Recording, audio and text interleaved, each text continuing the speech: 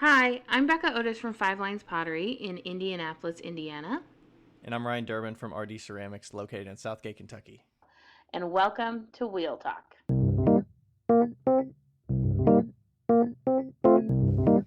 Hey guys, we've loved answering all of your questions so far. If you'd like to hear your question on the podcast, please send them to us on Instagram at Wheel Talk Podcast or by email to wheeltalkpodcast@gmail.com. Thanks. Hey guys, I just wanted to come on before our episode because I wanted to let you know about something that happened to one of our dear friends, Ryan Reich. We actually went to ClayCon West with him last year, and we love him dearly. His house burned down this last week, and there's a GoFundMe for him. The link is in my bio for sure. We'll put it on the Wheel Talk podcast bio as well. That's Five Lines Pottery bio. And also, I believe that Isaac Shoe, and that's at Isaac Shoe Art, is doing a fundraiser with some mugs too, just so we can help him get him up on his feet.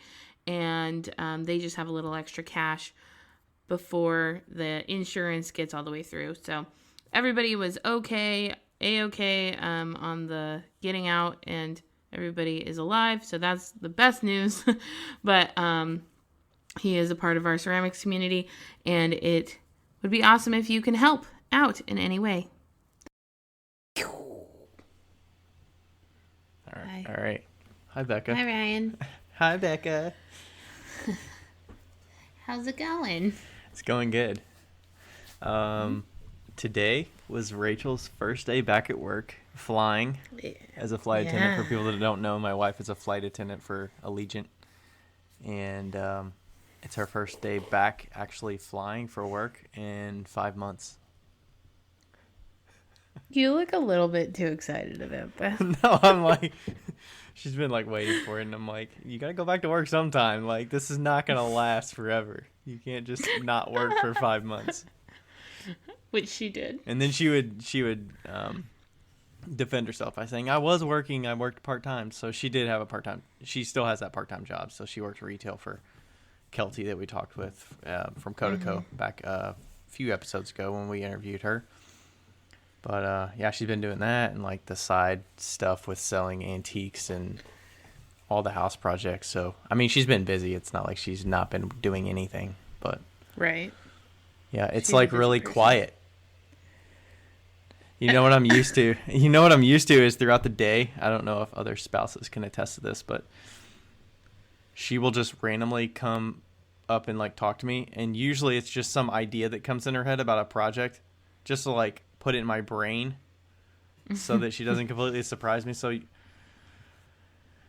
habitually I'll be down in the studio and she'll come down, like no reason at all. She just comes down and then she's like, I have an idea, and I'm like, oh shit, all right, what is it? So that usually happens at least a couple times every day, I want to say. Yeah. Just randomly. So when does she get back? Like tonight? Yeah, she went to work kind of late, so it was a single turn. So she just went to a city and back from the city. So I think it was Jacksonville. So I think she'll probably be back here about 10:30, maybe something like that. Nice. I thought she said her first day was early in the morning. No, her first scheduled day was early in the morning, but she dropped it and gave it to somebody else because she knew she bid for it and didn't want to get that shift anyway. So she was going to give it away. So it's a way to like play with how many hours you're actually getting, because like legally you have to bid the low number of hours. You have to get a minimum of those number of hours if you're going to be working, but then you're willing to like drop those shifts if people will take them, and then you can get less hours if you want. I see. So well, that works out. Yeah, I mean, that would suck doing something for the first time in 5 months. Ugh. I mean, it's just getting worse and worse. Like the going back, you know. I know. Oof. I mean, the anxiety. I mean, you probably didn't. I mean, Clay's a little different, but you didn't like touch Clay for like 2 months or 3 months. Yeah. Which is a little different. I mean, you were around Clay and like around things, sort of, but You weren't like Yeah. actively touching it or like not doing it at all, you know. Right. That's true. Yeah, I feel like I was a little bit anxious like the first couple of days. When you started back. Mm-hmm. But it was like weird anxiety too, and it wasn't like warranted at all because, you know, like Rebecca knows my capabilities like fully. You know, like when you go to a new job or whatever and they don't like know what you're capable of and you're like trying to prove yourself. Mm-hmm. This was not that case. And you feel like you have like useless days to get started because you're like, I got access to this thing and that's all I got accomplished today. Yeah. And then I was trying to overwork myself almost at the beginning because I was like, I need to do. You need to set the pace or something. Yeah, and I was like trying to figure out what my pace was, and like I was trying to do like at least 150 pieces a day, and now I'm down to like 128 because when I was doing like 150 at the end of the day, I was like exhausted. Like we talked a few times after I would have done like 150 to 175. Right. And I was fucking gone. Yeah, you look way more like ready to go today. Yeah. Yeah, and I threw 128 pieces today. It's like only 20 pieces less, but it's like we were talking about it, it's like part of a rhythm. Yeah. You know? Now I'm watching MASH and and what's cool is that I really like watching MASH and I don't mind being at Gravesco, and so I do two episodes every 30 pieces or 32 pieces, and then I eat a sandwich, and then I come back and I do 2 episodes and 30 pieces, and then I take a short breather break, and then I do 2 more episodes. So I watch 8 episodes of MASH. Nice. A day. Kind of sets your pace and it lets you know if you're on track too, right? Yeah, and I'm like, I throw way slower when I'm watching MASH, but it's okay because I don't, like, I like the fact that I know that I'm going to throw 128 pieces and that's like it, you know? Yeah. Like, it's not a time of how long I'm going to be there. It's a piece rate. Like, right. I will be throwing this amount today. Right. And so we'll see what that looks like when the pieces get bigger. I think it'll be very similar. Yeah. So back to that point about you getting back into the first couple of days, did it change at all that you weren't making for yourself? You were making based on somebody else's needs? Like you were making her stuff versus feeling like you had to be like in the creative mindset to like get going on your own stuff? Yeah, I mean, and plus it was so much it's so much easier to work for somebody else, in my opinion. When you're working for yourself, there's all this anxiety, and I just love the idea of, like, I throw this, and the person that, like, I have enough capability to throw it well, but what's great is that it goes through one more person before it goes into, like, the bisque where it's the final shape. So, like, I don't even have the last say on what it looks like. Right. Like, wet, and which is so fantastic. It's like, there's no stress about whether I did it right or wrong because it can still be a tiny bit manipulated, which is right. Nice. Super nice. Of course, I try to make them as right as possible. Yeah. Yeah, we got, after we did that question episode, we got a couple ones, which we'll probably follow up a little bit later, but there were a couple ones talking about, like, kind of writer's block sort of thing, like creative block and getting back into it, so. Oh, yeah. Yeah. So do you want to hear? What's that? Okay. Oh, yeah, I want to hear your story. You had a Lloyd update story. I have a Lloyd story. So, for those of you who don't know, I'm gonna tell a previous story that I think is kind of funny. That is that when we were at the studio in Monroe, Lloyd was notorious for running out the back door or the front door whenever somebody would walk in, because he just really liked the outside, I guess. He wouldn't like book it like a dog that like escapes. He wouldn't just like run and just gone. He would just like get outside and then kind of like hover. Right? yeah. He like gets outside and he's like, "Yeah, I'm free." So one time when I was dealing with like unemployment and stuff. This lady had come in to get something. She like bought something and then she left.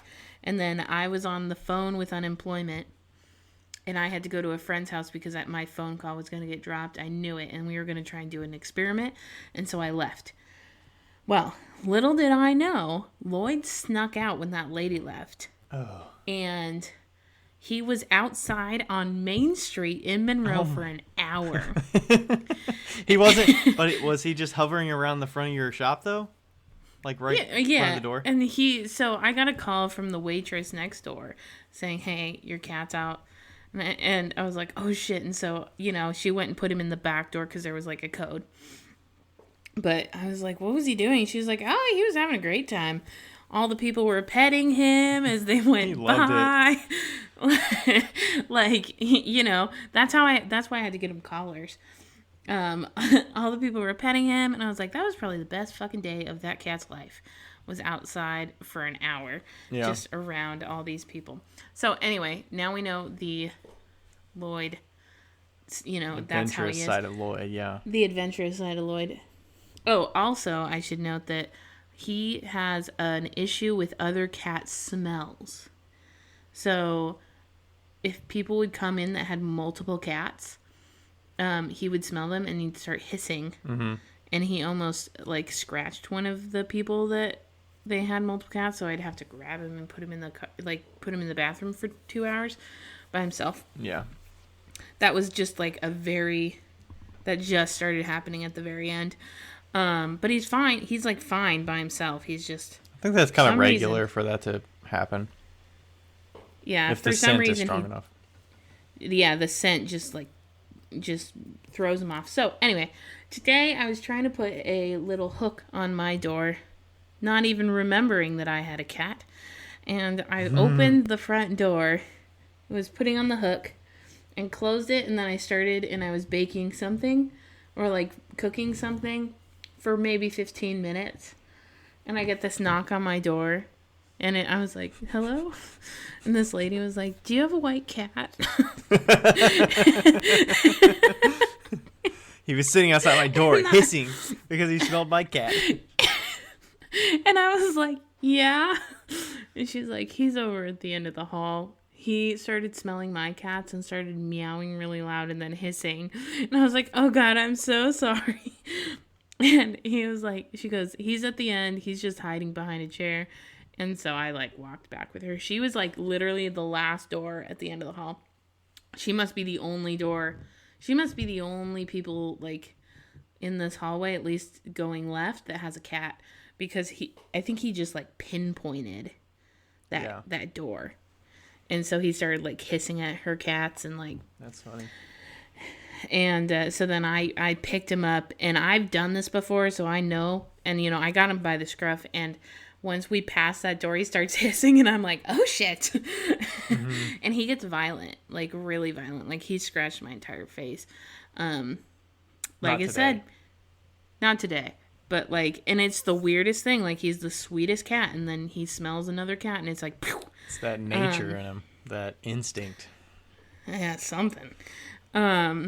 Yeah, any human being, he doesn't care, but it's the fucking cat. And so, yeah, then I brought him in, and now he's fine. He's completely fine.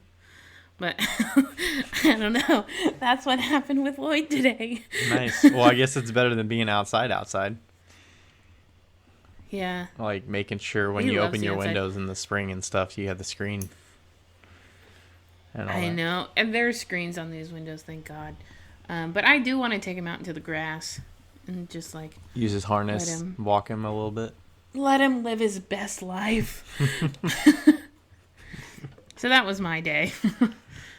Yeah, mine was pretty uneventful. Just doing the, typical day at work, and then I got a bunch of handles put on mugs. So, oh, nice. It's good to empty those damp boxes out.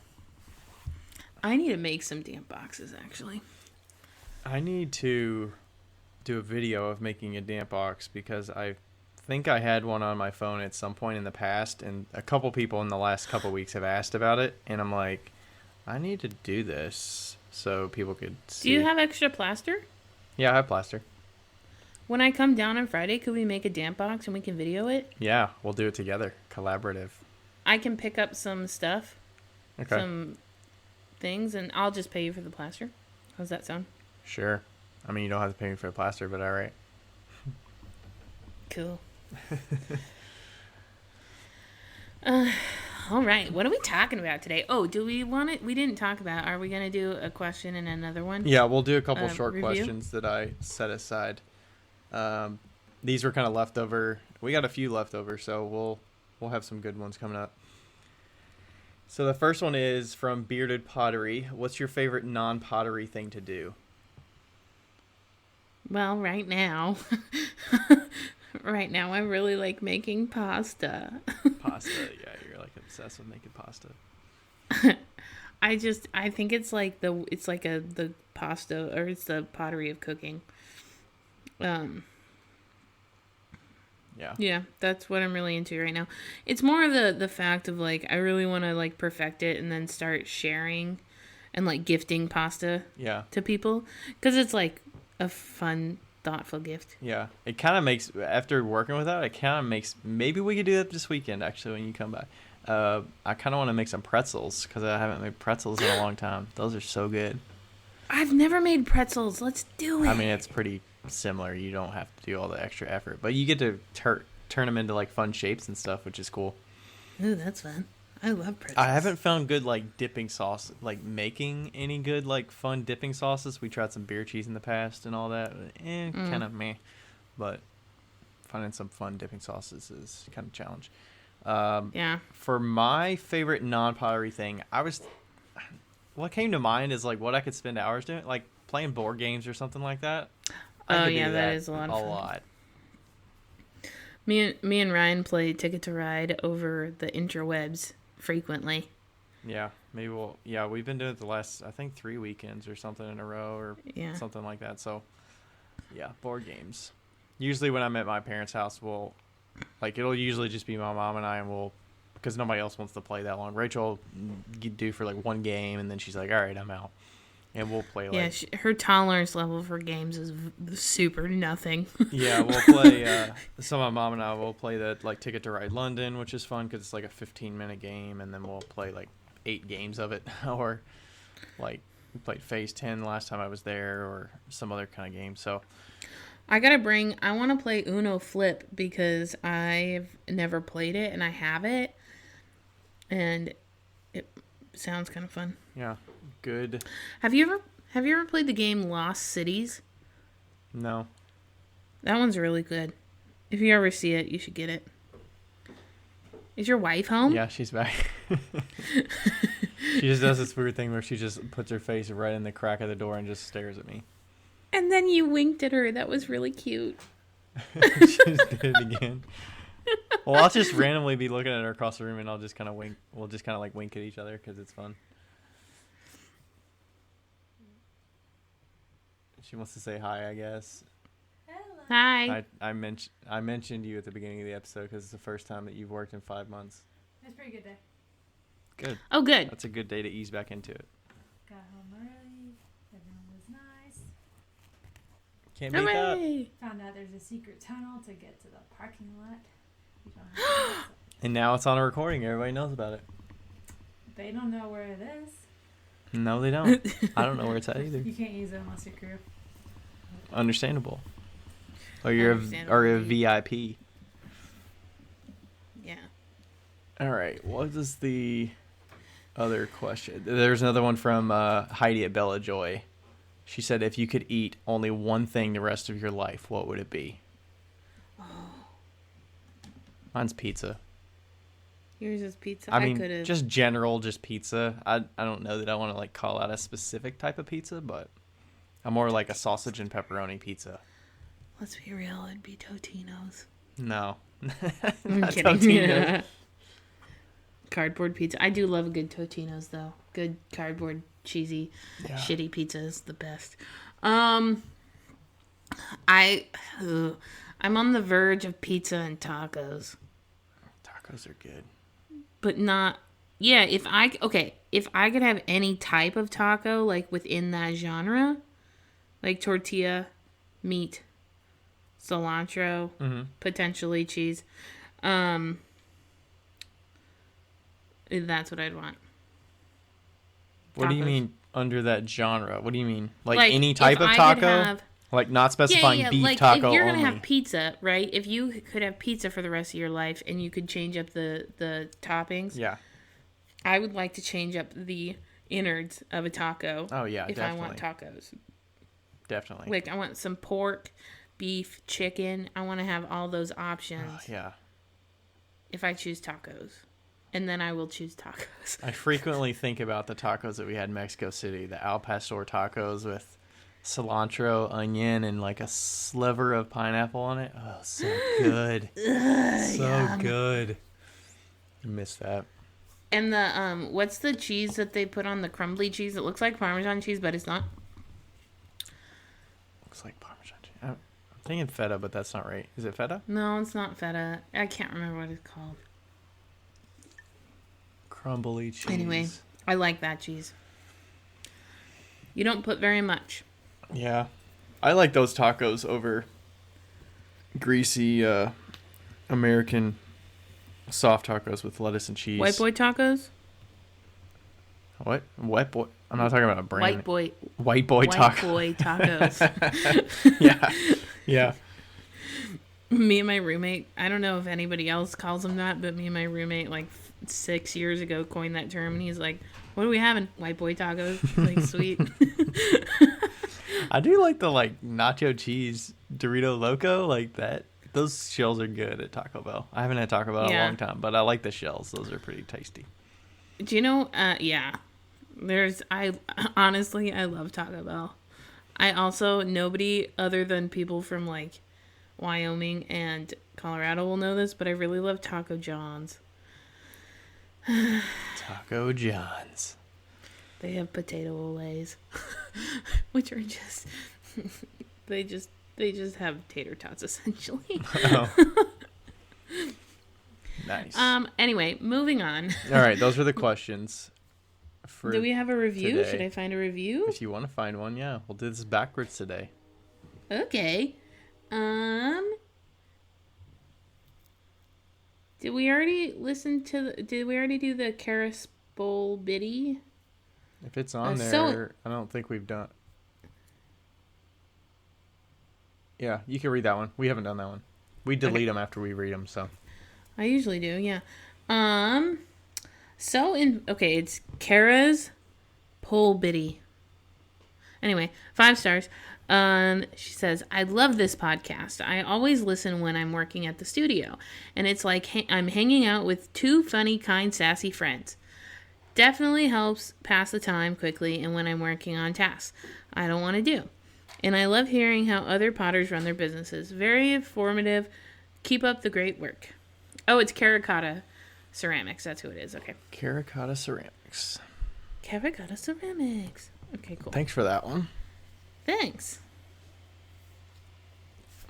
Who's the funny, kind, and sassy? Who is Both that? of us. Both of us? I'm sassy? Yeah, you're sassy. All right.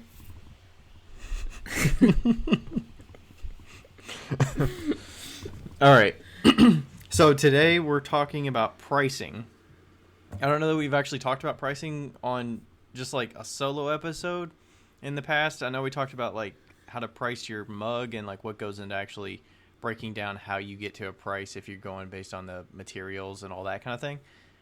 That's a really old episode. I can't remember when it was, but it might have been like single digits when we first recorded that one. So Yeah, it was. Yeah, and I'm sure most people were like, "I'm not fucking listening to this." I mean, some people Because it start at was the long. beginning and they just go forward, but yeah, that one got really detailed.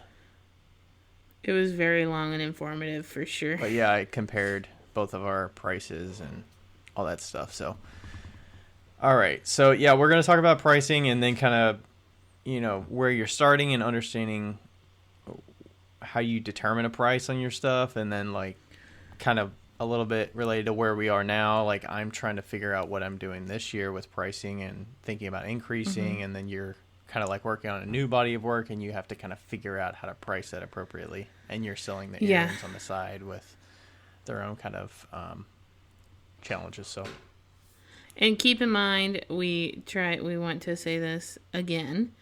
We're we may be professionals, I suppose, but everybody does everything different. So what we're saying is not the end all be all. You can do whatever the fuck you want. Right. So we're just telling you what we do. So that's that. Yeah. And I would say do whatever the fuck you want. I mean, that's kind of the gist of a lot of these episodes. It's like, at the end of the day, we're just two people talking. Who gives a shit? Do whatever you want.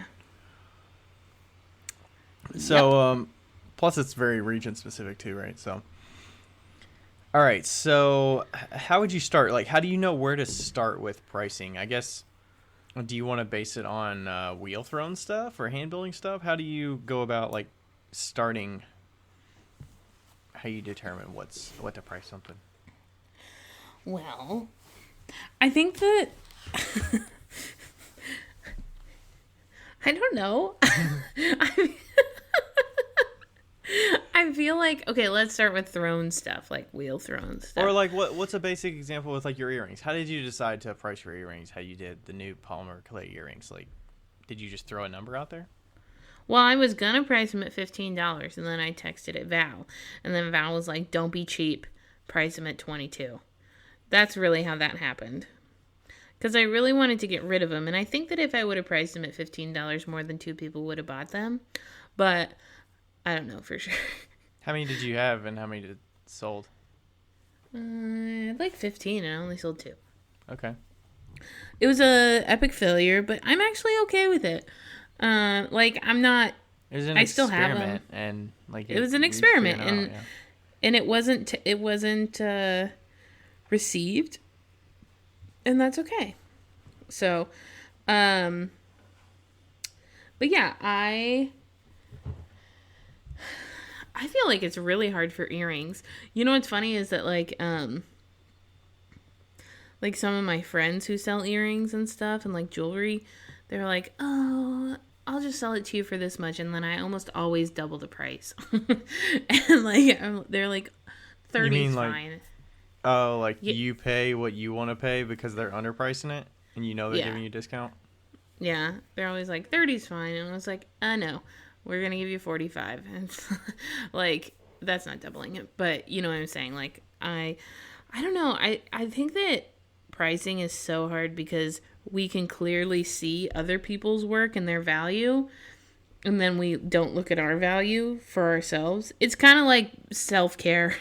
We're always like, be nice to yourself to other people, and then we're like workaholics and we don't ever have self-care for ourselves. Same thing with pricing, I feel like. But I think that obviously you have to take your costs into consideration and your labor into consideration. So the cost of the materials and then the time that's invested in the piece. That should be your bottom line. That should be, you can't go, for sure you can't go below that. But is there like a general formula for getting that? Because, I mean, the cost itself, the way you said cost, I mean, that could be, besides materials, like if you're working in a studio and you have to have space, you don't have all the equipment yourself. You have to actually factor that in. So it's like cost could be physical space as well as the clay cost, as well as the glaze cost, the firing cost. Right. Like if you have to piece all that out and pay for all of those separately. I think it's and I mean, like, usually people kind of, like, you should know that, right? You obviously know what you're paying for the items. It's just sitting down in an afternoon and kind of, like, figuring out, like, what the total cost per hour is of all of your, items that you're paying for, essentially, So, like, let's say you had your studio, and, like, my studio is $450 a month. And, so if I was going to take the cost of the studio, then I would, and, like, you can also go back to that mug episode. I can't remember which one it is, but we price out a mug, and that has a lot of this stuff, too, but we'll just do a really quick one. So, $450 divided by 30. We're going to assume 30 days are in a month. Divided by 24. So that's 62 cents an hour.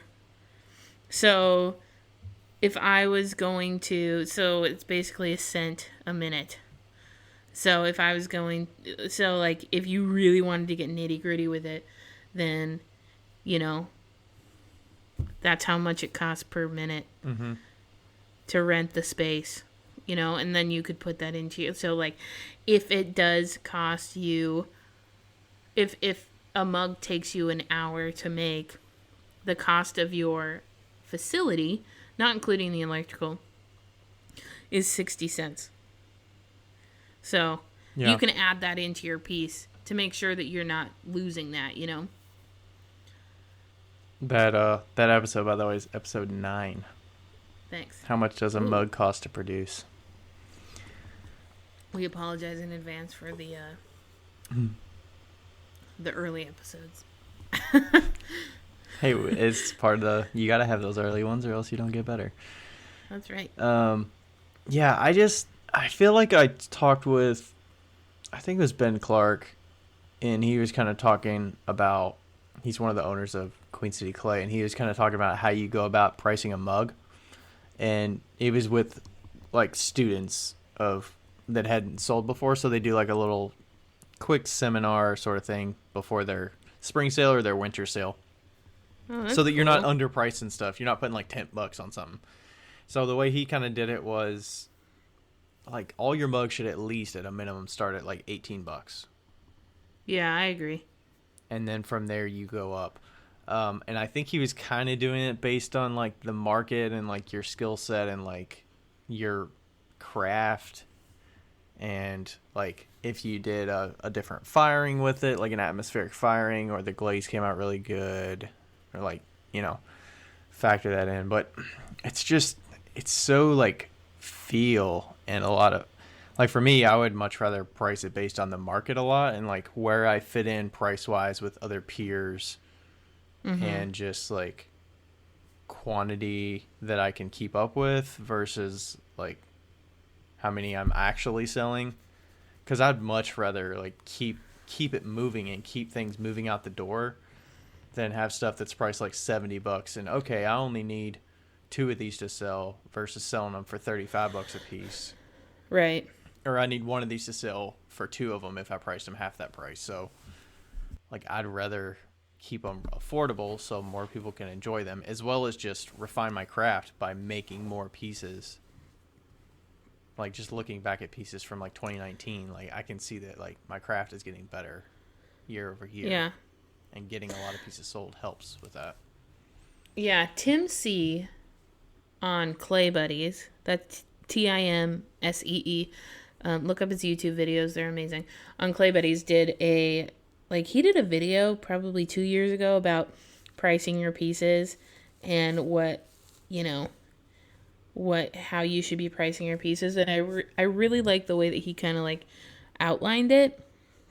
And he was like, yes, you have to look at it and decide what's fair, but also like you know, he's like, well, if the market is demanding, like let's say you become insta famous and your pieces are selling out, so you just keep raising your piece rate because it's like, you know, you just like, keep making more to keep up with the demand, so you have more to sell at yeah, that but same I mean, price. like, sorry, piece rate, like, but no, but like you keep raising the price of a mug. Like let's say it starts at $50 and then you keep selling out, and then it goes to 75 and you keep selling out, then it goes to 100, then it goes to 200, 300, and pretty soon you're selling a $400 mug, but your level of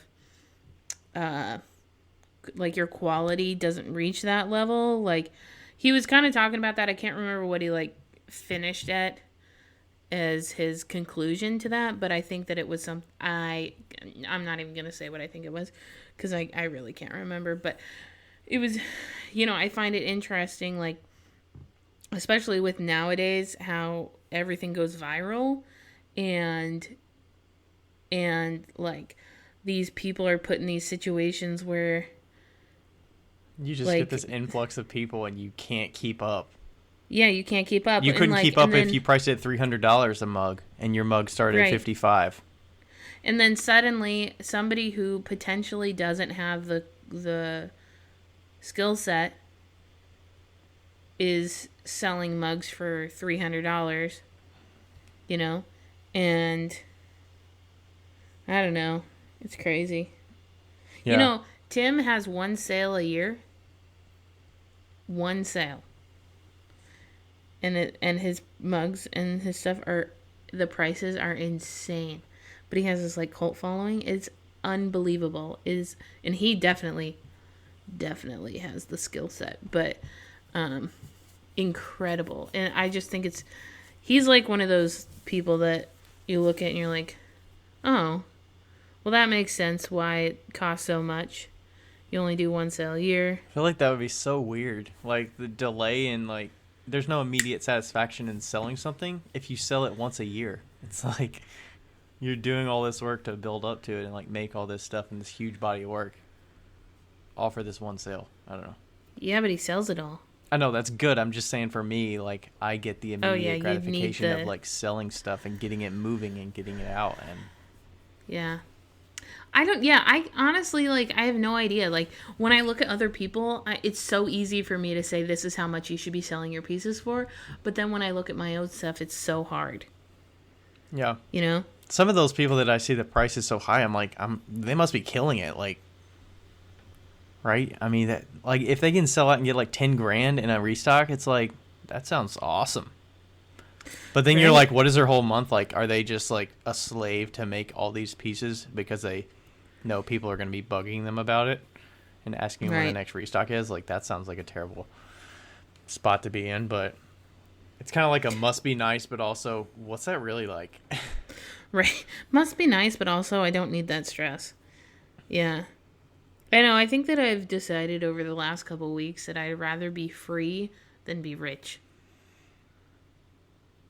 That's my conclusion on life. Yeah. Which means that if I price my pieces for less, but I have a pretty happy life, then that's fine. But yeah, I think that a lot of people, you and myself included, probably sell to our, we sell locally, so it's a lot about what will locals buy. Yes. Very much so. Yeah, I would feel a little bit weird, selling now in person for $30 for this mug, and then I get really popular and I can't keep stock online because whenever I list it, it sells out. And then I'm like, okay, my mug price raises to $60. Like, I would feel a little bit weird, like previous customers of mine that bought my mug at $30 in person, and they're like, oh, your mugs are $60. Why is that? Like, or they couldn't afford it, or they couldn't get another one to go with their collection because it looks very similar or slightly better, but not double the price better. I know. Yeah, I know. It's crazy. And I think I've dropped $60, $90, $100 on a mug. Easy. No thoughts. Like, there were no thoughts involved. Like Isaac's shoes mug. I think that was $85, and I think it was too little. Like, that was the amount of work that goes into those mugs and the impeccable design. Isaac, I hope you're listening. You fucker. The design is just so great, right? And I got it and I was like, holy shit. Like, I would have paid so much more money for this. But then if I have something that's that like detailed, I would probably be like, oh, $50. It's fine. Yeah. It's really interesting, right? Do you think there's for most of the people that are selling such high, like, part of what you're paying for is like their brand and like their presence, like value, like their exclusivity value. Yeah. Like, I wonder if some of those people that sell their stuff online for $100 mug club, if they sold it in person, they probably wouldn't sell any. That would deter them, or very few. Like, that would deter them from selling. But like, would they sell it for cheaper? Because, probably not, right? You don't want your prices different in different avenues, but Yeah, their customer base is so different locally versus like on the internet. And we're not and like it'd be different, selling it like say in Sika versus like one of the shows that you go to that's like in Washington Square, you know? Yeah. Like selling to a bunch of different potters, that's one thing, but selling to like people that don't like if you go to Washington, let's use Washington Square. That's Washington right? Park. It's Washington Park. So if you go to Close. Washington Park and literally nobody knows who you are, but you're like an internet sensation, but then you're selling in person and nobody knows who you are, is your stuff good enough?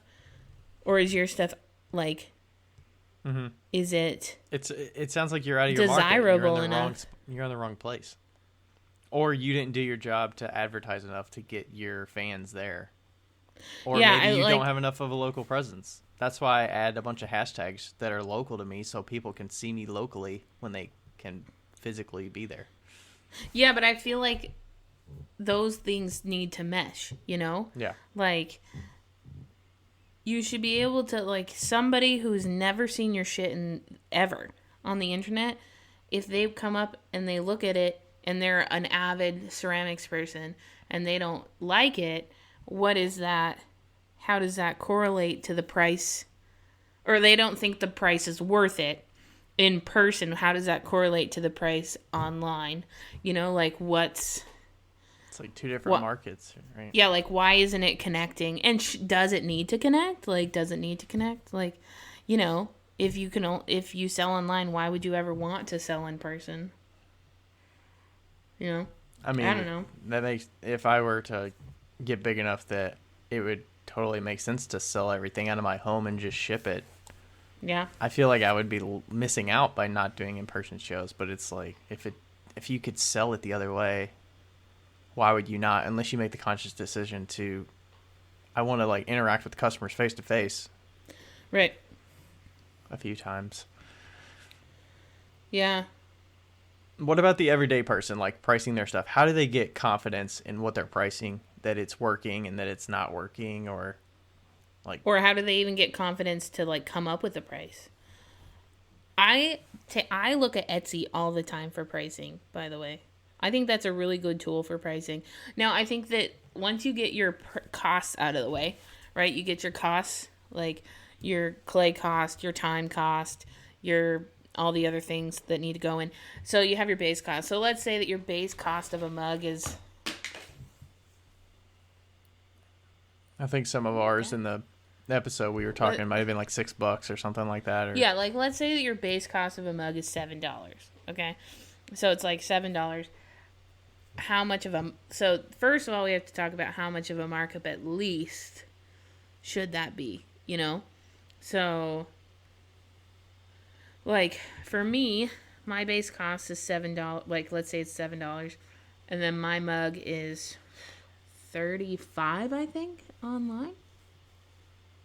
Is that right? I don't know. What do you price it online? I can't remember. Was $7 including your labor cost too? Yeah. Okay. No, I think it was 30. So that's like 3.5 times what my base cost is. I think that Andrew does 5 times or 4 times. I think it should definitely be at least three times. Now you have to also think about if you're going to wholesale too, because your wholesale price should be at least double. I think it should be at least double. So then that would be your starting price of like what take your retail price and cut it in half. Are you comfortable making that at wholesale? And then if so, is your retail price don't good? even take your retail price and cut it in half. I think that we need to talk about the fact that we should be starting with a wholesale price and then moving to a retail price. What if you never have any intention of selling wholesale? You're just Doesn't making matter. stuff. You don't have consistency enough to make wholesale. Why even matter confuse yourself? Because it's still helpful. So like, okay, wholesale is double your cost. Okay, so even if you gave it to somebody for $15, you would still be getting twice your cost. Okay, so you'd still be making a 50% profit. Okay. Or 100%? 50%? 100%. I think it's 100%. 100%. So, that's your base. Like, you never, ever sell your mug for less than $15. Right? Yeah. Ever. Then you think about your so, like, when I tell somebody my wholesale price, I don't tell them a retail price. I tell them what the wholesale price is. So I say my wholesale price is $15. They can sell it for whatever the fuck they want. And I changed my idea about this last year. About you're fine with them pricing it whatever they want? Yeah, I'm fine with them pricing it whatever. I usually say this is what I price them at, but you can price them at whatever. So, like, Urban Sprouts prices them way over what I price it at. They price it at like 2.5 times what I price it at. And you just have to feel like you decided your wholesale price. You can't get in the mentality of they're screwing me because they're making 2.5 times. It's more did you agree to a price that you were comfortable with? You can't be like, after the fact, know what they sell it for and be like, all right, I'm upping my wholesale price. Right. I mean, you could if your wholesale price went up because you couldn't keep up with the orders or something like that, but yeah. And then you think about, okay, if Urban Sprouts is selling my stuff for 2.5 times my wholesale price, why can't I sell it for 2.5 times my wholesale price? Right? It could be you're not in the right. You don't have the clientele to. It could be. It could be that. It could be, but what I'm saying is, sometimes, like, I don't know what I'm saying actually. I think the Urban Sprouts example, they can prove out that your thing is worth higher than what you retail it at. So So maybe I need to start pricing my pieces higher, but at least I've got the wholesale price so that it's, But then just think about it. Then if you like, quote unquote, sell your pieces to yourself at the wholesale price and then mark them up 2.5 times, then you're making that wholesale price plus you're making all that profit that you wouldn't have, that, your wholesaler would have gotten. Yeah, I mean, all of that extra 2.5 times, all of that is kind of feel and variable, a little bit of like what works with the market and, what are you comfortable selling it for? How many do you want to be making over time? That's where the whole like supply and demand, I think, factors in a lot for me. Yeah. I'm pretty sure it's 30. I think I sell a mug for 30. Online. Yeah. Maybe it's 25. I don't know. Okay. Some of the stuff was like, some of what I was hearing in the past is like, if you're doing an extra step, like you throw a cylinder and you add a handle, adding the handle is like adding $5 to it. That's one way to, or like, hey, I added a spout on this thing. That's $5. I don't know. On a pitcher. You got the vase form. What's the vase by itself? This price. What is it with a spout? This price. What is it with a handle? This price. Like add 5. I don't know. Yeah. I kind of do that. That's one simple way to do it. To try Mugs out. are $5. I think they're $5 more than my tumblers. Yeah. Yeah. I definitely underprice my pieces. I've been told all my whole life that I underprice my pieces. So that factors into, how do you know when it's too low? How do you know that? Is it from just people telling you these are too low and they expect it to be higher? No, when you're working too hard. And you're working too hard. That's what I think. How do you know that, though? How do you know you're working too hard? When you start fucking hating your job, that's when. You're like, fuck this. Is it like where you get the feeling of like, I need to do this? Yeah. Like I need to go make all these. I know that I'm going to sell these, so like I need to make these. Maybe. Yeah. Yeah, I think it's like,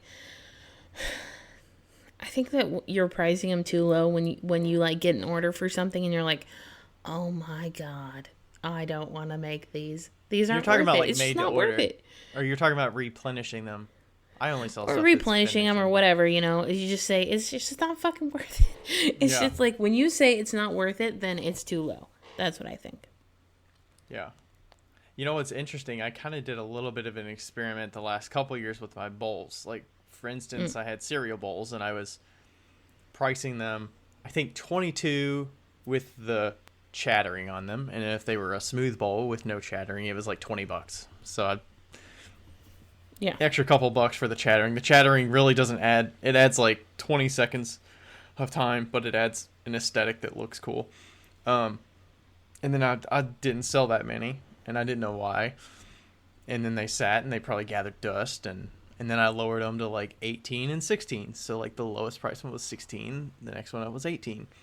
And then I sold a few more. And usually it just became one of those things where like I didn't even bring bowls to the shows because they just didn't sell. And I didn't know why, but I was fine with it because I wasn't crazy about doing bowls because I didn't like trimming.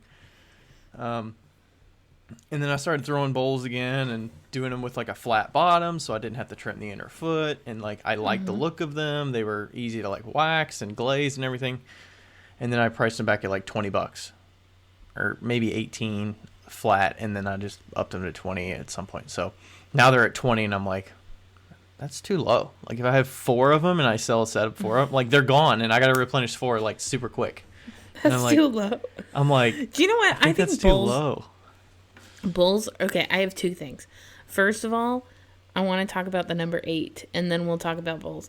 Did you know that the number 8 psychologically cannot be differentiated between the number 5 and the number 10? So, I heard from somebody a long, long time ago that you should always end your price in an 8, if you can. So, like 38, 28, 18, because people are like, oh, 28, it's like $25, it's fine. With And tax, it's $30. Yeah, and I do that. Like, I do that all the time. I also, like, do it with 99. I know that, like, it seems super lame to price things at, like, with a 99 cents, but I swear What do to you like, price with the 99-cent, Becca? I don't know, but I swear to you, like, when I was buying all those games from Ticket to Ride, like, online, and you kept asking me what the price was, and I was like, it was $2. They were $2.99. They were $3. And I kept on being like, it's $2. It's fine.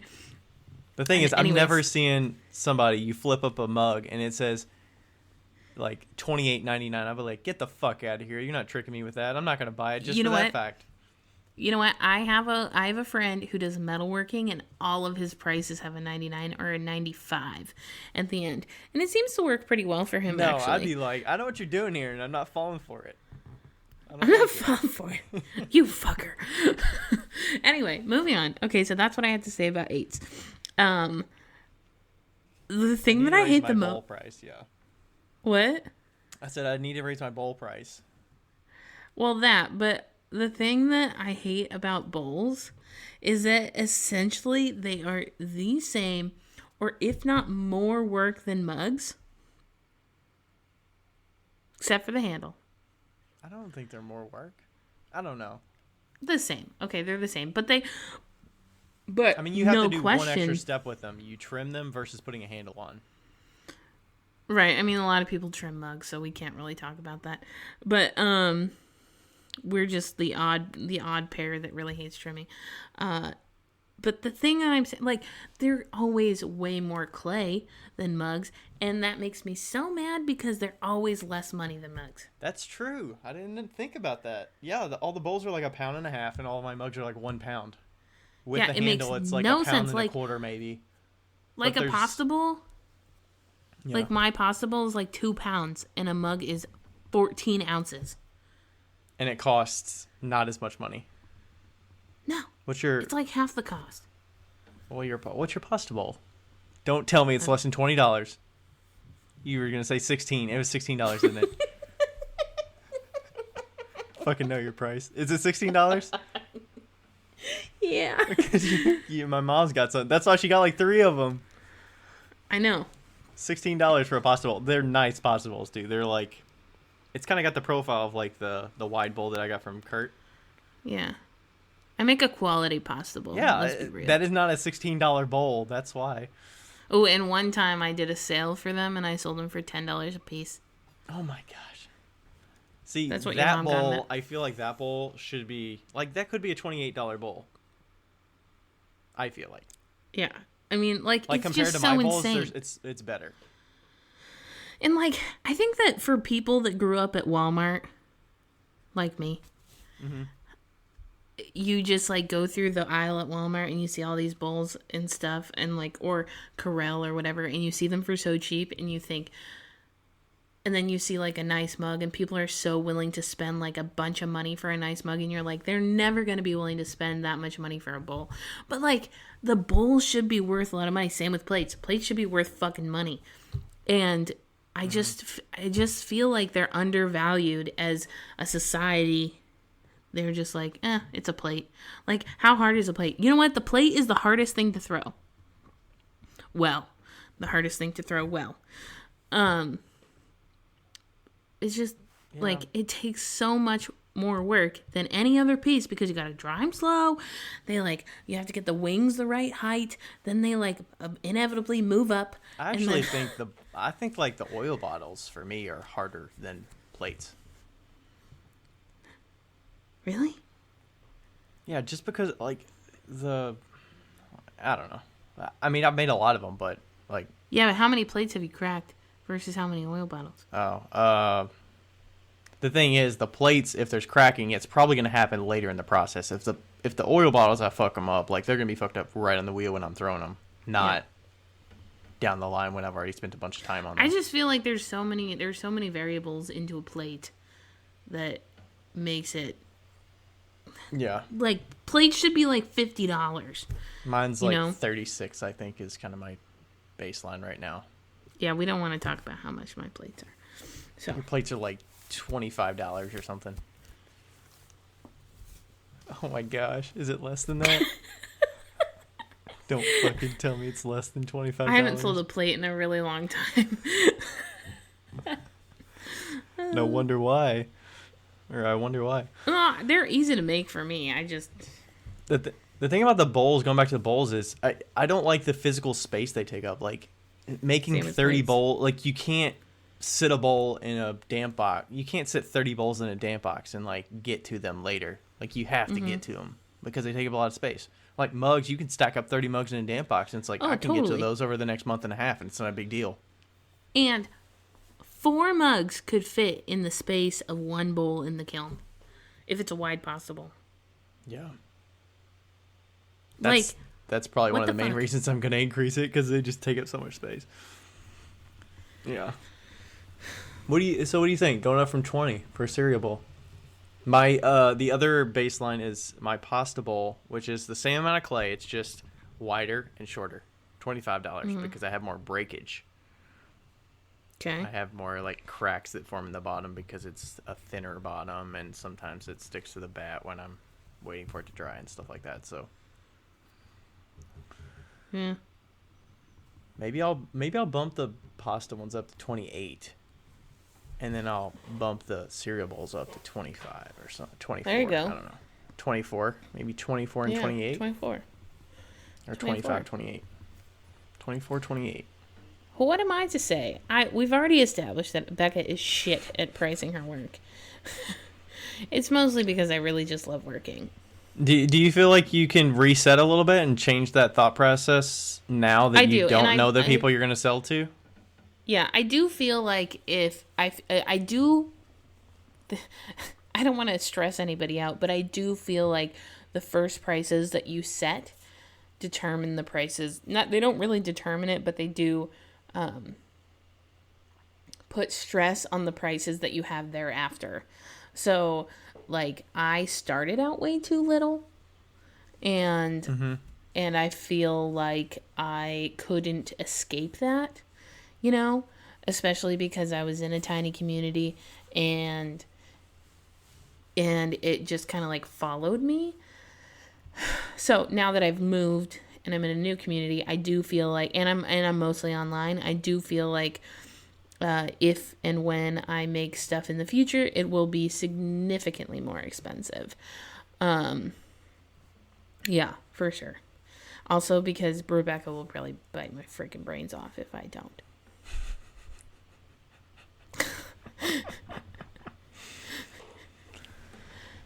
Yeah, the starting price is definitely a factor. But it's like, even if you see somebody that has bought from you before and they could hold the mug side by side with like a brand new mug, 2021 mug versus a 2016 mug, it's like there's going to be so many drastic differences. And it's like you bought that mug for $18 and now this mug, if you bought it similar size, is $30. But yeah, like at Goodwill, they might sell it for $5, and that's saying something. That's a lot of money at Goodwill. I bought a wood-fired mug, functional, 99 cents in Phoenix. Yeah, my pieces have gotten to Goodwill, and one of my acquaintances worked at Goodwill at the time, and she told me that my mug was $3.99 in the fancy section. Ooh. And I was like, I've made it. Fancy sticker. I've made it. Nice. Yeah, I do feel like, however, also that like, yeah, I don't know. Like, you always get better. I look at the stuff that I sold way back in the day, and I'm like, ugh, how terrible were those? I mean, you should feel that, though, right? I mean, you should be yeah. getting better. You should Absolutely. aesthetically be like, yeah, that lacked this or that, or I didn't consider this, or... Yeah. But then I look at some people that are selling pieces that, I'm going to say this. I'm going to say it. Then I look at I look at some people that are maybe have an exuberantly good audience, you know, and they're selling pieces that was maybe at my skill level 5 years ago, and they're selling them for like $100. So, like, they're good marketers. right. They found their audience. They found the demand. Yeah, so like, is it me, or is it, you know, is it my marketing, or is it my skill, or, you know? I'm sure that doubt is in a lot of people right now. Oh, sure. Especially social media. It's like, I'm making better shit than they are.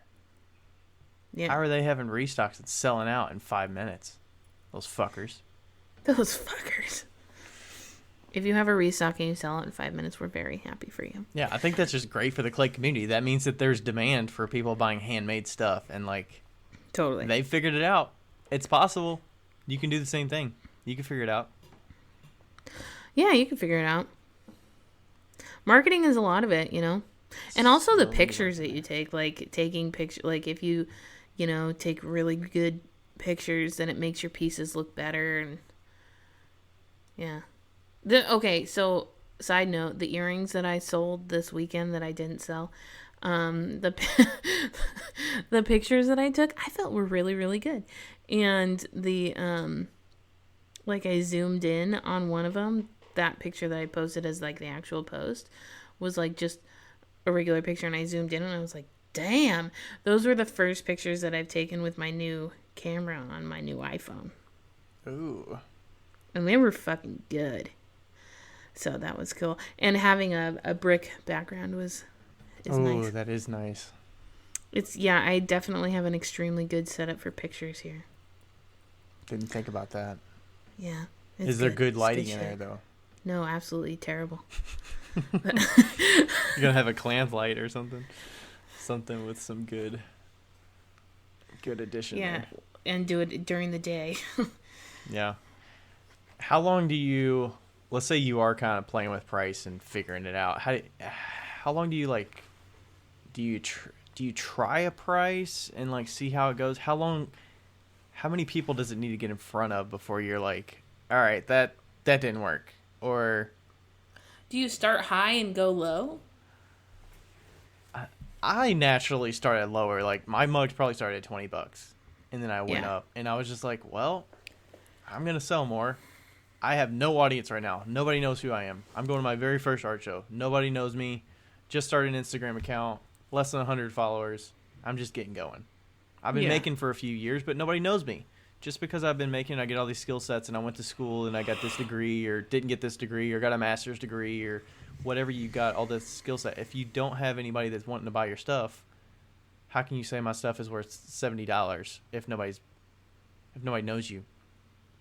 But I don't know. I mean, you still have to figure out like what your worth is, and if you have Yeah. the value built in there. I feel like I just kind of went into it, and as well, I didn't need the money. Like, it wasn't for a living, so it was like, hey, I'm starting with a hobby. I'm just trying to make my money back. I'm going to sell at this price so that I can get them to people that can afford them, figure out what they like, what they don't like, see what colors they gravitate to, make more pieces, get them in those colors so that I kind of narrow in the scope of all the colors that I offer to something tighter and more sought after, Mm-hmm. and kind of go that route. That's where the pricing helped a lot for me, so that I can see what did well and what didn't do so well, because I'm just getting more numbers factored in.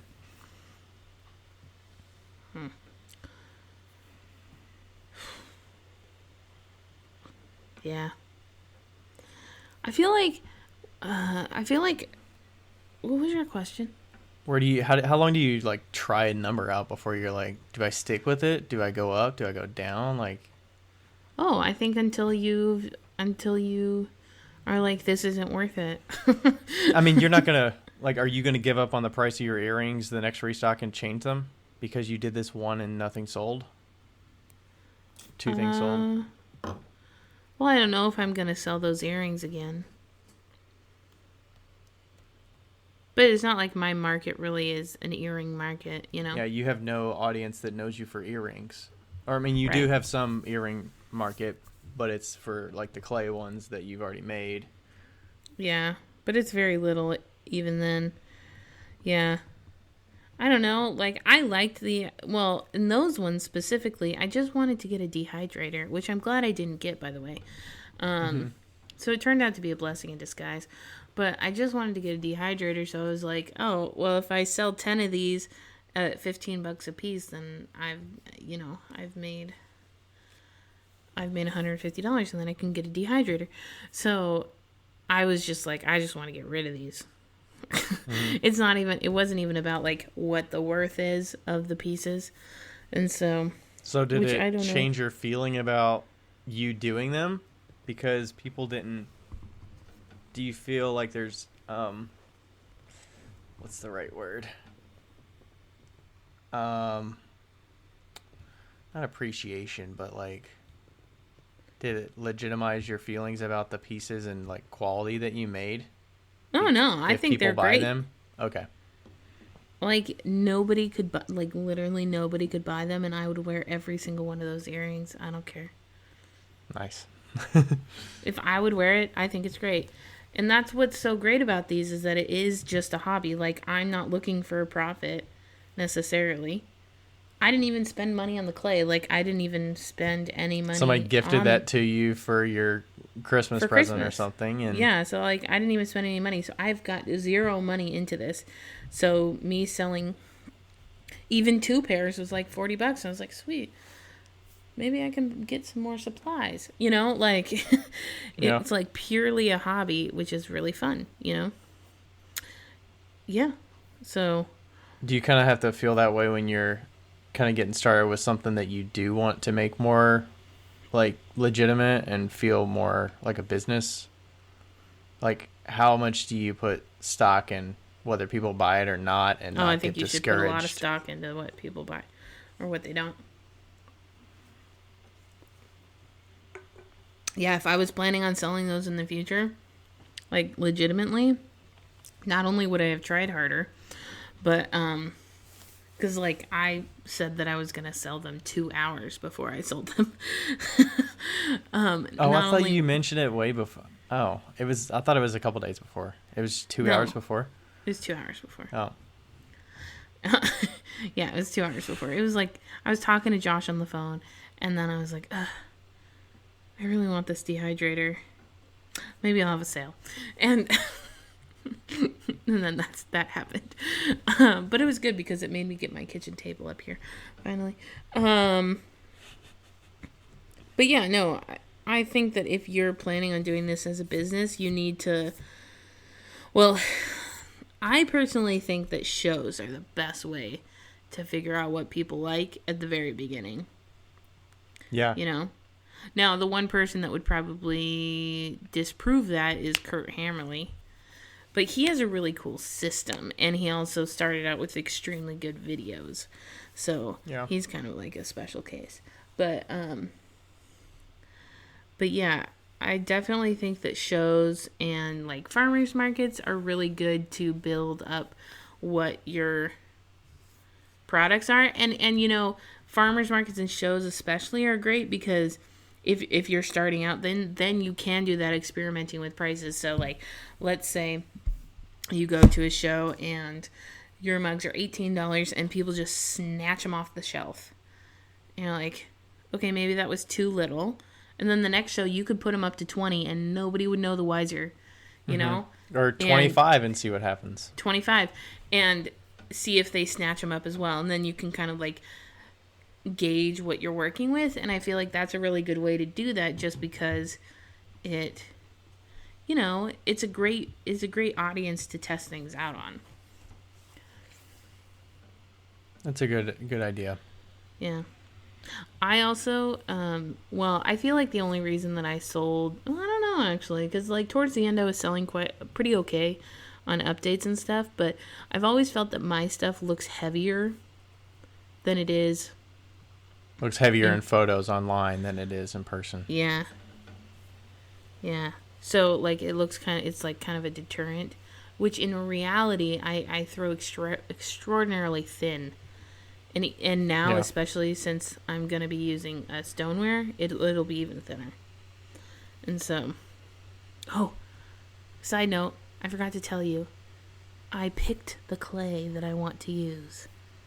Oh, nice. Yeah. For your super secret project. My super secret project. I picked White Bear and Dark Star.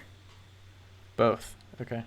Yeah, well, we're gonna do tests on both of them, but throwing it, like I threw a 14-ounce wine glass and it turned out like twice the size of my regular 14-ounce wine glasses because it just has more structure to it. Yeah, because I was throwing with porcelain and that was stoneware. Anyway, moving on. But yeah, like shows are a really good way to test out the waters. Definitely. Plus, I mean, you could see how you set your booth up and like what people are gravitating toward.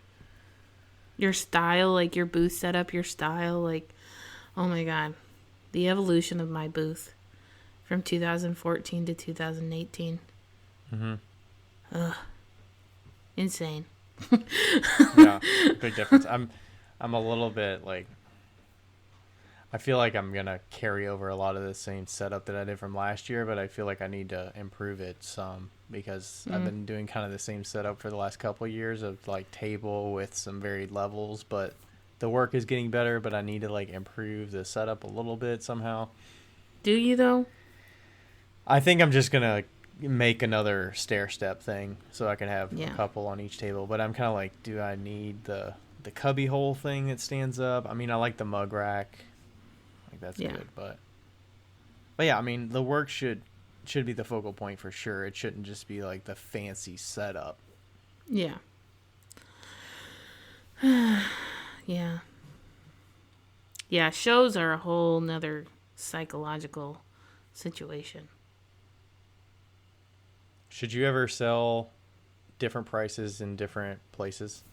No. Like online versus in person versus consignment shop, stuff like that?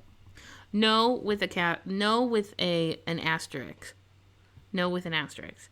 So I was selling. I say no unless you're doing free shipping. No, unless you're doing free shipping less because shipping. you're So because you're adding more value on the price tag because it's free shipping on Etsy or something like that. Yeah, I say no unless it's free shipping because the way I do my online stuff or the way I was doing it was $5 flat or cheap shipping. It was $5 flat rate shipping, and then every item had $5 added onto the back end of the piece. So like the mugs were $25 in person, but online I sold them for $30 plus a $5 flat rate shipping. So if I sold one mug online, it was $10 shipping. If I sold 2 mugs online, it ended up being $15 shipping. 3 mugs, $20 shipping. And it almost always covered shipping. Mm-hmm. So, and like perfectly. So that's my asterisk. Do you still think there's a big perception out there that you need to offer free shipping or like a lower shipping price? I think it helps, I just feel like, but also for me, it was just easier. yeah. I mean, it's easier on the customer to just say it's going to be $5. I'm not completely sold that people that buy handmade are really going to be like, oh, I got to pay for shipping. That sucks. And they're not going to buy it. I still think that like people understand that, but I think you need to be conscious of like choosing your shipping options appropriately so that you're not shipping like flat rate, because you're paying $13 flat rate on anything when you could probably ship it for $7 if it's going in the state, or $9. I mean, you were in Washington, so it was a little different because you were all the way on the West Coast. Yeah. But like being in the Midwest, I could spend $9 and get it to California, like less than $10 for a mug. It doesn't cost me 13 or 15 or $20 to ship one thing or two things to the West Coast. Right. I just think there's ways that you could be conscious of like how you're packaging your stuff so it's priority and you like weigh it appropriately, so you're not just doing flat rate to cut out the complexity on your side of like, I don't know how much it's gonna weigh, but I mean you can know a decent but like my pricing was the same as shipping. No, I'm saying you factored it in because you priced it plus you added $5 shipping. I'm saying people that say, oh, you have to do free shipping or else Etsy's not going to service you and people aren't going to buy your stuff. I'm more like, hey, if you have the audience and you have people that are willing to buy your stuff, they don't care about the whole free shipping or non-free shipping or Etsy's going to I disagree. I disagree. I just think you don't have to be forced into doing that. Your mind works differently than every other human in this world.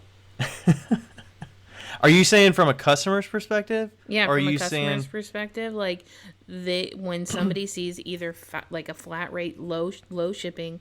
No, I'm saying free shipping. If you see free shipping and the price is X amount versus seeing it at what I would actually sell it at in person at a show, $30 mug versus a $40 mug free shipping. I think that Amazon has proven that. Like I'm talking about handmade. When you go to Etsy or you buy something from somebody handmade, that. I think people understand that small businesses have to pay for all these things that go into shipping. They're not paying free. Free means that I'm paying for it. Way too much credit. But you don't think the small business buyer, the handmade buyer, is more educated to know that there's a bunch of shit that's being paid for that it's called free, but it's not free. They don't care. I think you're overestimating. As long as the maker is accounting for it and not actually giving it for free, like they're upping their price for it, but feeling like you can't up your price because it doesn't match your other ways that you sell it. Yeah. Like I'm not going to price my mug online for $30 and offer free shipping because I'm going to make $22 on that mug because it cost me $8 to ship it. I'm not going to do that. I mean, yeah, I just think that, like, that's why there's an asterisk. That's why it's the asterisk. Also, I think that you have to have a reason. Like, if somebody, for instance, like, let's say you sold a mug for $25, or I sold a mug for $30 online, and then the next day, that same person went to a show and bought it for $25. And I had shipped them that mug. Okay, let's just say they flew into Washington and bought it. And they were like, why is this mug $25 instead of $30? You have to have an extremely accurate and like reasonable reason for it being that way. You say, oh, shipping costs $5. I had $5 in for shipping. Like, that's it. Yeah. Instead of you saying like, well, you know, I can get more online. I can get more money online, so I figure I should charge more. Like, no, fuck no. You have to have a good reason for it. Yeah. Or just make it all the same. Just like add in $5 shipping. Like, you could just add in the $5 shipping at the online side and then just charge everybody that price. And then you just know that you get a $5 tip whenever you sell something locally. I mean, when I would charge more online, I would say that that's paying for the effort and the labor that goes into packing stuff. That's how I would kind of factor it in. And like the materials it costs to pack it versus like the actual shipping cost, like the labor of packing the order. Yeah. It's kind of the way I would look at it, but I think that I want to amend my answer what answer? to like, should shipping and like, I think they should be the same, but I think that What should be the same?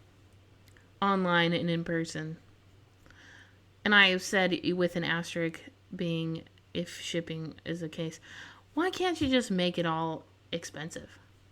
Just like up the price.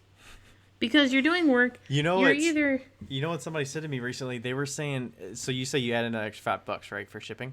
yeah. Somebody that I was talking, well, it was actually Chandler on the podcast that I was on last week. He was like, or after the podcast, he was like, they should pay more to see you in person because they get to actually talk to you. They get to be like, Yeah. hey, this person does all this stuff. I see all this stuff online. I'm getting an experience. I'm getting value out of talking directly with the maker. That's worth $5 to me. Totally. Like, just so figure out the cost of your mug. You say my mug is $25, and then you say, but if I sell it online, I'm going to add $5 for shipping, and then I'll do flat rate shipping. So that makes the mug $30. And if I sell it in person, I'm adding $5 for a custom experience with me. Customer service. It's you could just say it's labor cost for me to have to do all these shows. Like to do it. So now your mug's $30. So it's hard to figure out. I'm still not sold on the free shipping. I don't think you have to do free shipping. I don't think you have to do free shipping, but I think it certainly helps. And it certainly helps.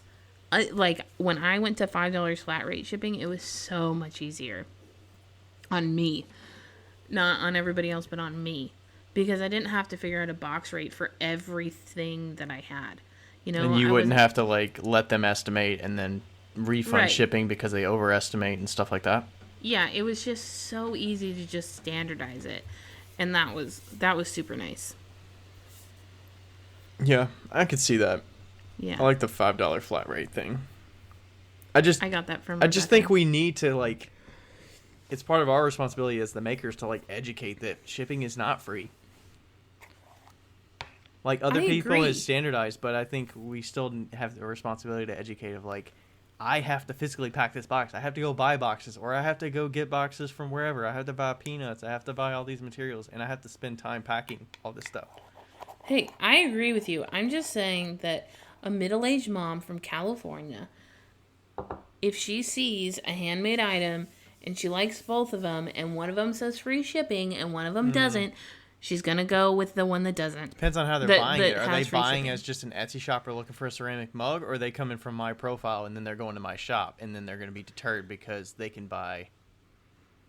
No, like if they mug see it like on it. Etsy against something else. See, then I think it's your responsibility to bring the customers to your Etsy shop. That's the customer you want because they know you. They want your stuff. The price of the shipping should be less of a concern at that point. I still think that you are underestimating the dumbness of the United States of America. Like, I guess the only way to test it would be to It's have also- whatever my stuff in the shop and just add free shipping on there and up my price and see what happens for like a month. it's all psychological. 100% psychological. It's like when I just ordered Bev and you were like, "Oh, is there free shipping?" There should be because you're paying that much money for alcohol.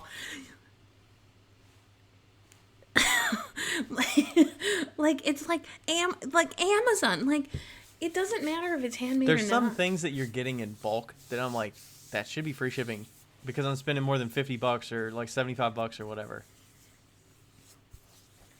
I don't try to compare everything to Amazon because you like Yeah, but if you're spending $75 they're on a selling mug, so much volume that free shipping like it does work because there's so much volume. When I'm just a seller that's putting 30 items up, doing free shipping is just like cutting out. Depends on how you're doing it. I mean, obviously you should account for the price. Like you should add the price in there if you are putting free shipping. that's not even what we're talking about. You're talking about the psychology of seeing something free shipping. But I'm saying most of my customer driven to my site is probably going to be someone that I drove there from social media. But there's people that buy on Etsy that don't do that, and they see my stuff in the top search result, but it's $7 or $8 now. But the comparable shot glass is $15 with free shipping. I mean, sure, I'd like to talk to that person and be like, hey, how many of these do you sell a month? Yeah, that's a good point. Does it show the shipping on Etsy? Are you talking about Like this customer before? perspective or for me? Yeah, from a customer perspective. I mean, yeah, you see it when you check out. Yeah, but like before. I don't know. I've only bought a few things. I mean, no. You like put it in your cart and then you go to the cart and then you check out and then it'll like, based on your profile, it'll know where you're going, where it's going to, and then it'll tell you the shipping. Because, It's look, yours is the third one in on Google. on Google. Shit. On the Google. That's what I'm talking about. But the $48 one was first. Would you look up ceramic shot glass? Yeah. I mean, you could see the free shipping label on people that have free shipping, but I think the things that help are like the bestseller label that shows that like people are buying them. But I can still get that to you for less than $20 shipped. Why is it on here now? I'm trying to look yours up. It doesn't say anything about free shipping or not. So you're correct. So on Etsy, just snap, like you could just not do free shipping and then at the end be like, haha, suckers. I have a question. When you go to Etsy, is there a filter up there that allows you to like quick click like free shipping only? And it'll sort everybody out that's only free shipping? No. That's good. Oh, yes, there is actually. The top one. I missed it because I skipped over the top one. The top one says free shipping. I didn't mean the top specific listing. I meant like, is there a quick sort feature where you can like Yeah, quick the top, filter it? Okay. The top filter is free shipping. Okay. And the one that's $14.50 is in that.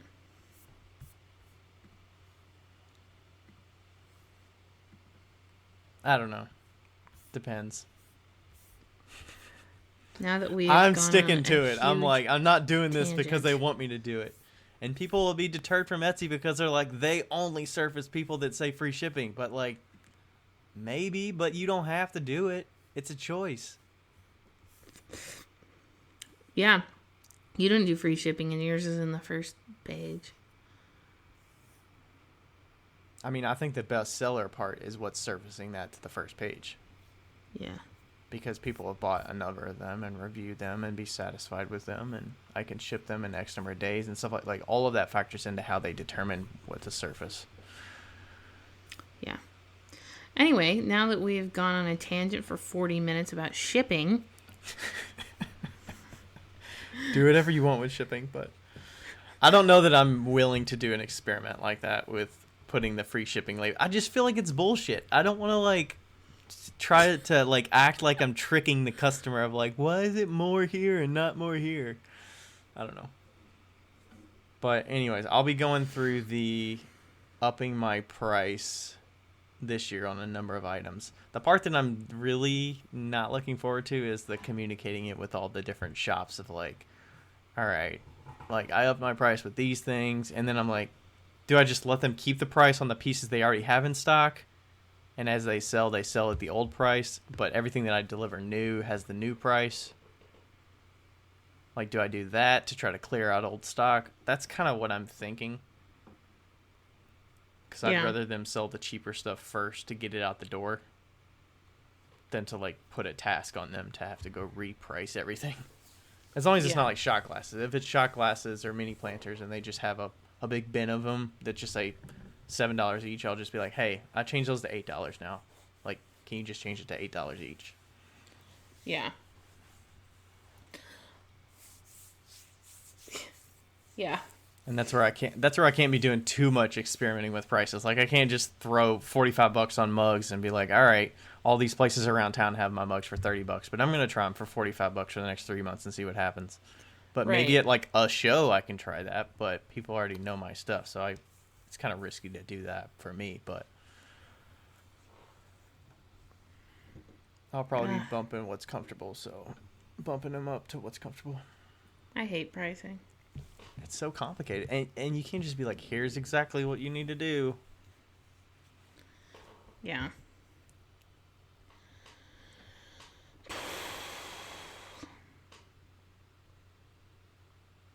Do we actually answer any questions?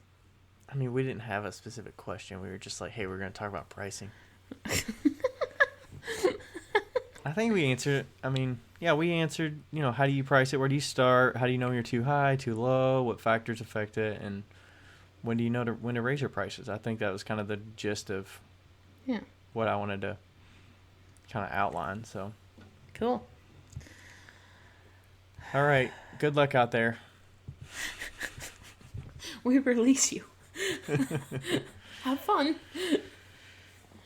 I think it's a good time too, because I'm not selling it. Like, I'm selling on Etsy a little bit, but I'm in a good spot. I don't have shows on the books, and I have time to reprice a bunch of stuff because I haven't put a ton of it out there. I have stuff on the Etsy shop right now, but hey, I could just bump it, see what happens. Yeah, I'm starting from scratch, and I'm also doing something significantly more complicated than my past work. Yeah, so there's no baseline price that you've already had set for that work because you've never done it. So right. So you get I can to tell determine. you that it'll be significantly more than what it was. Yeah. Should I give them a hint of what I'm doing? Sure. Are you going to be $100 Mug Club? Yes. Oh, Becca's going into it. You also don't want to be making 100 of these things. I don't. Yeah. Also, I won't be mugs. I'll be cups. It won't Cups. be... And I think either 85 to 100, somewhere in there. Okay. Yeah. So, yeah. I'm going to be working with sanding down pieces, the exterior of pieces. You would have And thought then- Becca would have been deterred from creating more clay dust, but... You would think. But I'm already going to die from silica anyway. It's fine. No, like wet sanding. Wet sanding. Yeah. Also, since we have no hope of Diamond Core ever sponsoring us, or me. You don't know that. You don't know that. Well, you know what? I would love for Diamond Core to sponsor me, but also, I think it's. Can we just say what the obvious thing is here? Their sanding sponges are $35 Yes. for the little tiny disc, and I found them on Amazon for half the price, the exact same product. The only thing is to test it out, to be like, I have a 80 grit one here, I have an 80 grit one here, I use them the same way. How long do they last? Yeah. That is the only thing. I sanded these, Diamond Core, 15 send me some of pieces. your sanding sponges, and I'll do a test for you because I already bought some. I mean, I can give you one at a certain grit. I mean, I have a... No, I need it all the way up to 3,000. Okay, I don't have that. I mean, they have sent me some in the past, but... Yeah. Anyway. Yeah, so I'm sanding the exterior of pots and then applying something to it. So we'll see how it goes. We're in the testing processes now. Yeah. Yeah. This will be much smaller quantities, very in demand. Very in demand. Yeah, but Talking I can't. I'm like, we all know that I don't have the stamina nor the personality to keep up a really intense Instagram and customer base. So I'll just be making them for myself. Let's be real. The thing is, as long as you document it every now and then, you're going to start to gain traction of people watching what you're doing. I guess. As long as you want to document it, but if it's too much of a chore for you to document it, then don't feel like you have to. I totally dropped off TikTok. I was Did you? ugh. Yeah. My TikTok always lapses, so it just stops. It deletes it off my phone or whatever. I have that auto set or whatever for it to delete apps or archive them until I use the app again after 30 days or whatever it is. You can do that? I think it's a setting. I want to say it's 15 days or 30 days. If if the app has not been opened in that amount of time, it'll remove it. Not delete it, but it'll remove the download, and then you can re-download it when you need to open it the next time. Huh. Just a way to save space, I think. Yeah, that makes sense. Well, yeah, I'm very excited about these cups, but I'm waiting on the kilns. Rebecca ordered me a kiln. Oh, So, she did. mhm. Wait, so He you did all a don't have a Walmart. single kiln there right now? No, Dusty has a kiln, Oh, okay. but I don't trust it. Oh. Even for like Bisqueware? Mm, I don't know. meh. I was like, Dusty, you should use this program. He's like, I did it on slow, and I was like, I ordered some more elements for my Olympics, so we'll get those here soon. I'll have to install those. Yeah, I think I'm gonna ask Rebecca if I can just throw them in her glaze kiln to get them just moving through really quickly. You don't have that many, so or you're not. No, gonna I have just that need to many test like start. one right Yeah. now. So That'll be fun. yeah, I don't think anybody's doing what I want to do, so I'm really excited about that part. It might be completely like A failure. There might be a reason that nobody's doing it. right. It could be a failure, but it also could be a process that's like not needed at all. Like there's another way to do it. See, I think some of that you might find out a little bit just from sharing, because you might Yeah. have experienced people that have done certain parts of it. They're like, "Oh, you should try this. I tried that for a long time, and this was more efficient or something." Yeah. Very secretive. Yes. Yes. All right, I think that's all we got for you today. Yep. That's it. Thanks for listening, and we'll catch you next time. Bye. Bye. Hey guys, thank you so much for listening to our podcast. We really appreciate it and we're having so much fun. If you want to follow us individually on Instagram, you totally can. Ryan's Instagram handle is @RDCeramics and mine is 5 Lines Pottery. That's the number 5. We would love to hear from you, and don't forget to write us a review on our podcast. We read every single one of them and we totally appreciate them. They help us out an awful lot and they also put smiles on our faces. I hope you guys continue to listen and we love you. Thanks. Bye.